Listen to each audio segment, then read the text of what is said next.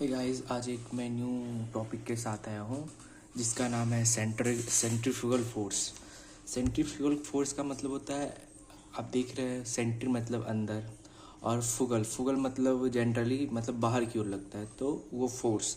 तो इसे ऐसे हिंदी में आप देखो, इसका बहुत अच्छा नाम है अपकेंद्र बल। अपकेंद्र बल कहने का मतलब ये केंद्र की ओर, मतलब ये एक ऐसे केंद्र की ओर भी लग रहा है, पर उसके फोर्स को अपोज करने के लिए सेंट्रीफ्यूगल बाहर लगता है। जैसे मैं कहूँ, ये एक रोटेटिंग फ्रेम है, ठीक है। आप इसमें ऐसे बैठे हुए हो यहाँ पे, ठीक है, और ये फ्रेम जो है रोटेट कर रहा है कुछ एंगुलर वेलोसिटी से, ठीक है। तो जब आप इसे देखोगे रिंग को, और कोई आदमी है वो बाहर में है, तब इसे रिंग को देखेगा, तो आप क्या जज करोगे?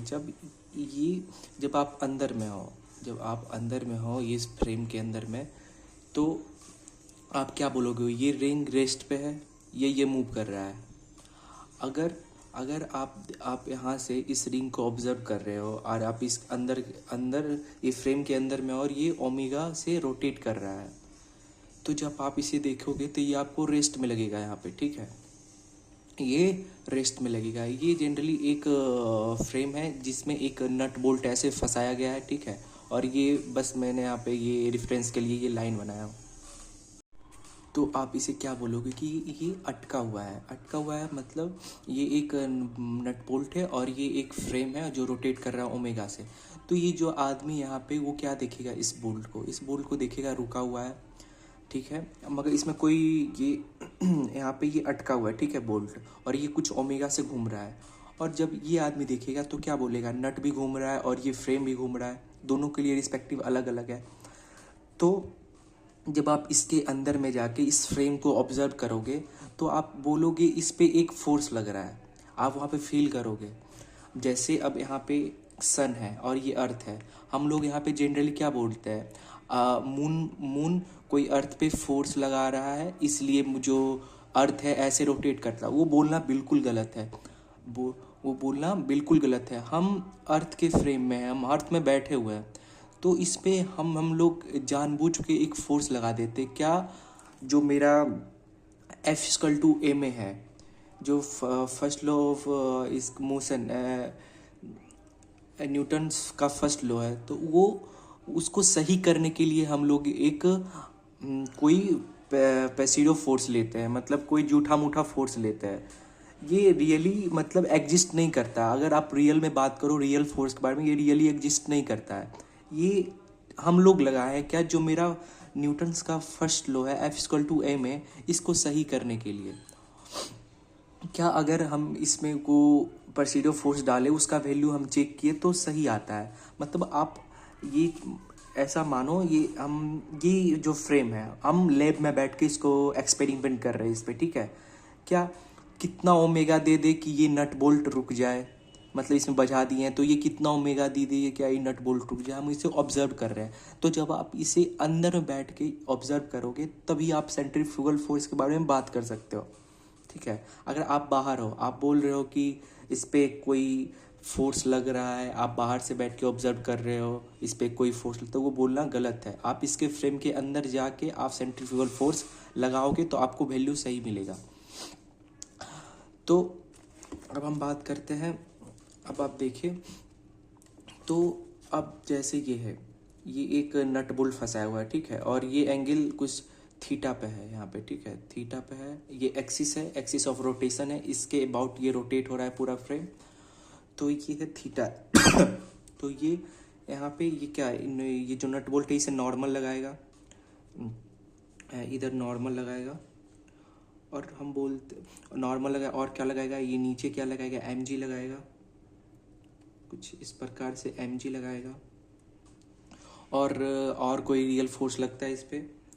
तो इस पे और कोई रियल फोर्स नहीं लगेगा। रियल फोर्स करने का मतलब जो हम देख सके फोर्स लगते हुए, और मतलब जिसे निकालने पे जनरली हम मानते हैं जो सच्ची मुच्ची में लग रहा है। जैसे अर्थ इस पे लगा रहा है, ये नट बोल्ट ये अगर इस पे बचा हुआ है तो इसके सरफेस पे और इसके ऊपर नॉर्मल दोनों लगा रहा होगा। तो ये बात हो गया। और ये आप देख रहे हो जो एक्सिस ऑफ रोटेशन है और इससे एंगल थीटा पे ये बना रहा है, तो ये भी एंगल थीटा हो जाएगा, ये वाला ये भी एंगल थीटा हो जाएगा, ये भी एंगल। तो आप ऐसे देख सकते हो, ये इसका ये कुछ टेंजेंट हो गया, ठीक है, ये टेंजेंट हो गया। तो आप देख रह सकते हो इधर क्या कहता है, और इधर क्या लगा रहा होगा मेरा, जो जूठा मूठा के फोर्स के बारे में बात कर रही है, इसका सेंट्रीफ्यूगल फोर्स के बारे में बात कर रहे हैं। तो जैसे हम लोग जानते हैं F equal to M A, जैसे नॉर्मल भी एक कोई फोर्स है तो F equal to M A होना चाहिए, ठीक है। तो मास एक्सेलरेशन क्या होता है, अगर कोई यूनिफॉर्म मोशन से उस एक रोटेशन कर रहा है, सर्कुलर मोशन कर रहा है, तो उसका एक्सेलरेशन क्या होता था, v²/r होता था। तो हम v²/r को हम क्या लिख सकते हैं, जैसे हम लोग पढ़े हैं, क्या पढ़े हैं, जो v होता है वो ओमेगा r होता है। तो ये v की जगह इसको यहाँ पे पुट कर देंगे m पे, v की जगह w r का होल स्क्वायर बाय r, तो m ओमेगा स्क्वायर r²/r, तो r से r चला गया तो क्या बचा, m ओमेगा स्क्वायर r।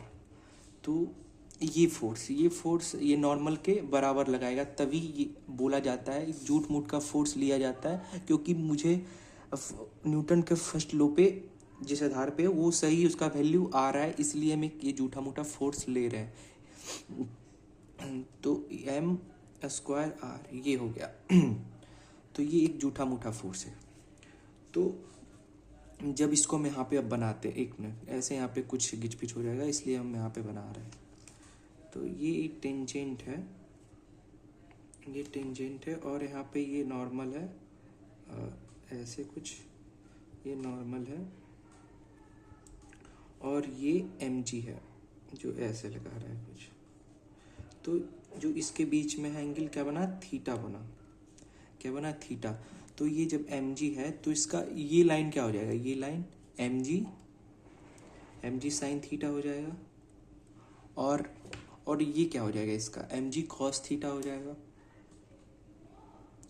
और जब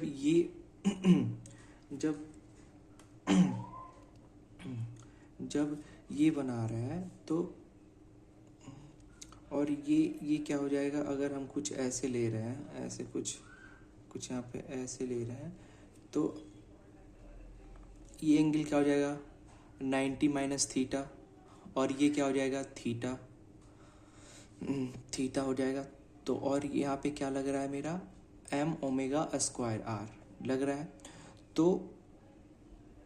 तो अब देख सकते हैं यहाँ पे क्या लगेगा मेरा, अगर हम बात करें तो यहाँ पे मेरा क्या लगेगा, प्लस क्या हो जाएगा, m स्क्वायर r, क्या हो जाएगा, m square r sine theta हो जाएगा, और यहाँ पे इस डायरेक्शन में क्या हो जाएगा मेरा, m square r cos theta. तो जैसे आप देख सकते हो ये नॉर्मल है, तो नॉर्मल, अब हम सारे फोर्स को बैलेंस करने वाले हैं। तो जैसे नॉर्मल इक्वल टू क्या हो जाएगा, नॉर्मल इक्वल टू आप बैलेंस करोगे तो देख रहे हैं आप mg कॉस थीटा आ रहा है, प्लस m ओमेगा स्क्वायर आ रहा है, और ये साइन थीटा आ रहा है। तो जब ये वैल्यू यहाँ पे आ रहा है, और आप जब अब देखोगे, अब इस फोर्स को बैलेंस करोगे, कौन, ये दोनों को फोर्स को बैलेंस करोगे, तो mg sine theta equal to m omega r cos theta हो जाता है। तो अगर आपको कुछ क्वेश्चन भी दिया रहे और उसका नॉर्मल का फोर्स पूछे तो आप ऐसे निकाल सकते हो, कुछ इस फॉर्मूले से, ठीक है। उसमें थीटा दिया रहेगा, मुझे ओमेगा दिया रहेगा, और r दिया रहेगा, कुछ इस प्रकार से उस नट बोल्ट का जो इस पर नॉर्मल लगा रहा होगा, तो आप कुछ इस फार्मूले से निकाल सकते हो।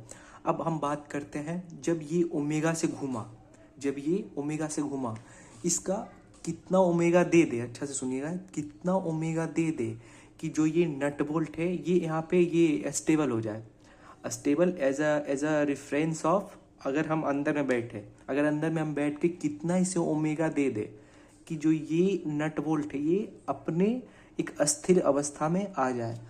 तो अस्थिर अवस्था में तब आएगा जब हम कुछ एक अमाउंट ऑफ ओमेगा दे, कुछ अमाउंट ऑफ थीटा रखे, तभी पॉसिबल है क्या जो ये ये क्या होगा, अस्टेबल होगा। और ये जो आर है, आप सॉरी मैं एक छोटा सा चीज़ भूल गया यहाँ पे, ये जो आर है, ये आर कहाँ से है, ये आर यहाँ से है। आप ये आर है मतलब एक्सिस ऑफ रोटेशन से जहाँ परपेंडिकुलर डिस्टेंस ऑफ जहाँ वो पार्टिकल्स है या ऑब्जेक्ट है, वो उसको हम स्मॉल आर बोलते हैं। अगर आपसे ये पूछे आर क्या होता है, तो आर होता है एक्सिस ऑफ रोटेशन से उस पार्टिकल्स का दूरी, मतलब परपेंडिकुलर दूरी, ठीक है। तो ये बात हो गया। अब हम बात करते क्या इस पार्टिकल्स को कितना इस ओमेगा से घुमा दे ये रिंग में, ये एक जगह स्टेबल हो जाए। तो स्टेबल तब होगा जब एक कुछ फ्रीक्वेंसी से ही घुमाए, कुछ एक फ्रीक्वेंसी से घुमाए, तभी तो आइए उसके बारे में बात करते हैं। जनरली जिसके बारे में मैंने बोला उससे इससे डिफाइन हो जाता है कितना ओमेगा दे दे या कितना फ्रीक्वेंसी दे दे उसे, क्योंकि ठीक है मैं उसे पे आऊँगा। तो अब हम बात करते हैं इसके बारे में। तो यहाँ पे देख रहे हैं आप, यहाँ पे आप अब इसके बारे में बात करेंगे, इस इक्वेशन के बारे में।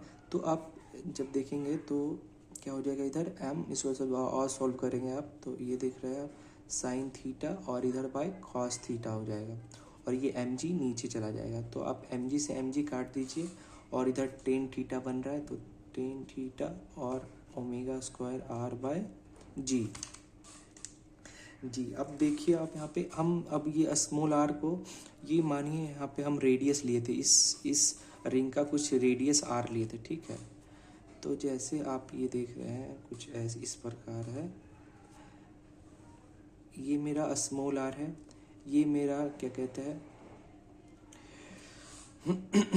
ये मेरा क्या है, कैपिटल, ये मेरा क्या, हाँ कैपिटल आर है ये मेरा। तो और ये थीटा है।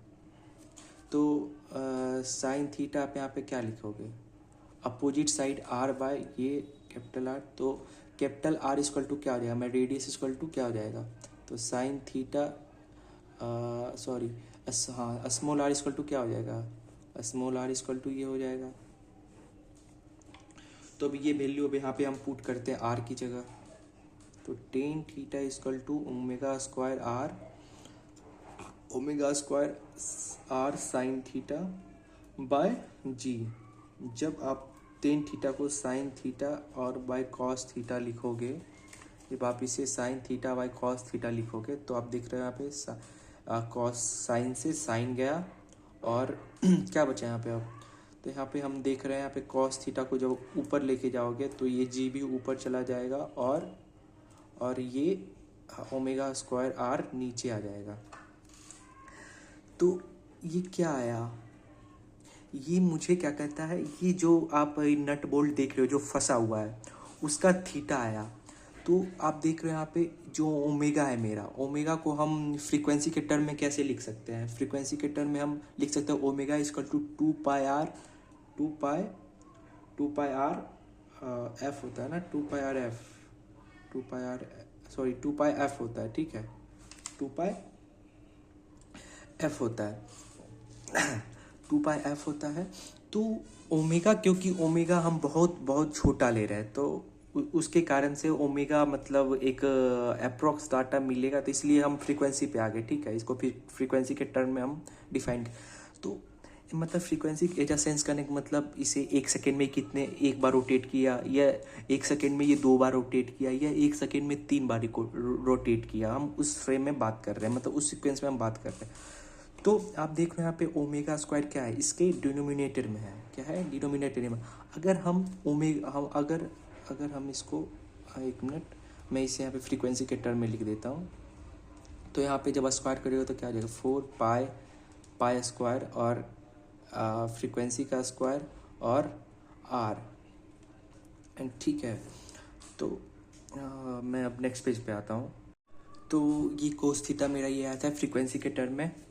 तो जब आप लैब में इसका एक्सपेरिमेंट करोगे, अगर लैब में आप इसका एक्सपेरिमेंट करोगे और नट बोल्ट को यहाँ पे ऐसे फंसा दोगे और कुछ उसको ओमेगा से रोटेट करवाओगे, मतलब कुछ फ्रीक्वेंसी से रोटेट करवाओगे तो इसको कितना तुम इसको थीटा पे रखोगे, ये सब जब तुम ऑब्जर्व करोगे तो इसका कितना रेडियस लेना है, तो इसका कुछ स्पेसिफिक मतलब आपको रेडियस लेना पड़ेगा, तभी ये जो है नट बोल्ट ये क्या कहता है अपने जगह स्टेबल रहेगा, मतलब इक्विलिब्रियम में रहेगा।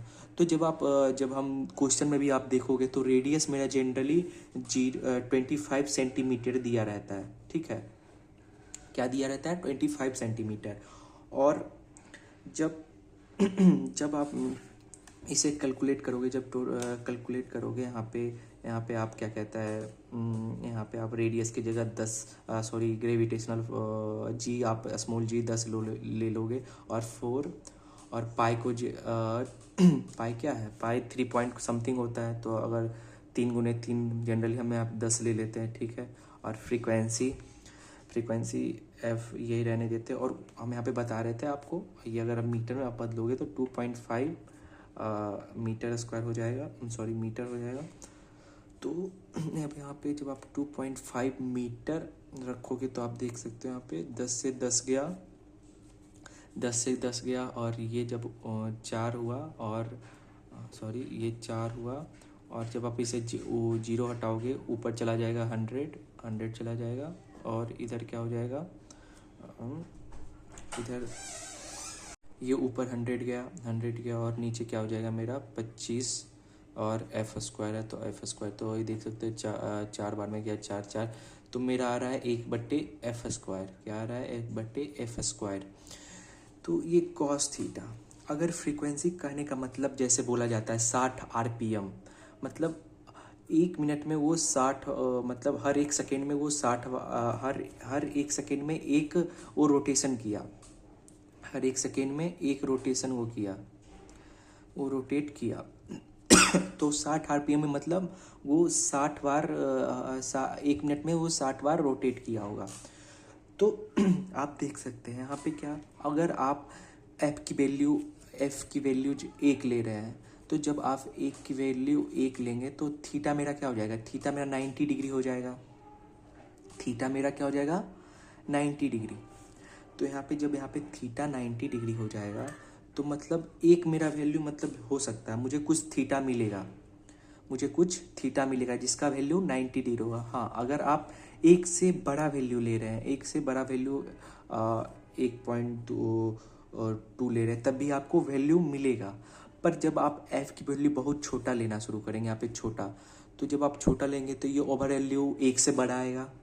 तो आप जानते हैं कॉस थीटा जिसका डोमेन होता है वो जिसका रेंज होता है 1 से -1, तो इसी डोमेन में वो रहेगा। पर आप जब यहाँ पे 0 पॉइंट कुछ समथिंग लेंगे, 1 से छोटा वैल्यू लेंगे, तो थीटा मेरा नहीं आएगा, कोई थीटा ही नहीं आएगा। मतलब क्या होगा, मतलब जब थीटा नहीं आएगा मतलब ये जो नट बोल्ट था वो नीचे की ओर फिसल जाएगा, मतलब चला जाएगा, मतलब वो एक जगह स्टेबल नहीं रह पाएगा, मतलब ऐसे करते रहेगा। तो मतलब ये कुछ थीटा पे ही ये अपना जगह पकड़े हुए रहेगा, मतलब कुछ फ्रीक्वेंसी आप दो, एक कुछ मिनिमम फ्रीक्वेंसी दोगे जिस रेंज में कॉस थीटा है, उसी तभी वो स्टेबल रह पाएगा अपने जगह पे। अगर तो जैसे आप देखें, जैसे मैंने बोला जो फ्रीक्वेंसी रहेगा 1 से छोटा रहेगा तो नो थीटा मतलब पे कोई थीटा मिलने वाला नहीं है। तो जब आप बड़ा लेंगे तो अभी आपको कुछ थीटा, जब फ्रीक्वेंसी आप 1 करेंगे, जब फ्रीक्वेंसी 1 सेकेंड में 1 लगा रहा है तभी आपको एक थीटा मिलेगा 0, ठीक है। तो और जब आप आप एफ लार्ज ले रहे हैं, जब इसकी कुछ 2-3 ऐसे ले रहे हैं, तब आपकी थीटा का वैल्यू क्या हो जाएगा 90 डिग्री हो जाएगा, अप्रॉक्स 90 हो जाएगा। जैसे वो बढ़ते रहेगा, जैसे अगर इसके हम ग्राफ के बारे में बात करें, अगर ये 90 डिग्री है और ये कुछ ऐसे जा रहा है, अगर इसे हम बढ़ाते रहे, एंगल को बढ़ाते रहे, ये अप्रॉक्स नहीं जाता, कुछ यहाँ से जाके वो मुड़ जाता है, ठीक है। कुछ ग्राफ इसका ऐसे बनता है। ये मेरा क्या कहता है, हम इसको फ्रीक्वेंसी बढ़ाते गए और एक एंगल पे मतलब जाके आपको लगेगा कि ये 90 डिग्री पे ही थीटा मतलब है। तो तो यही दोनों में मेरा ऐसा मतलब वैल्यू निकल के आएगा फ्रीक्वेंसी जिस पे ये यहाँ पे स्टेबल रह पाए कुछ थीटा पे।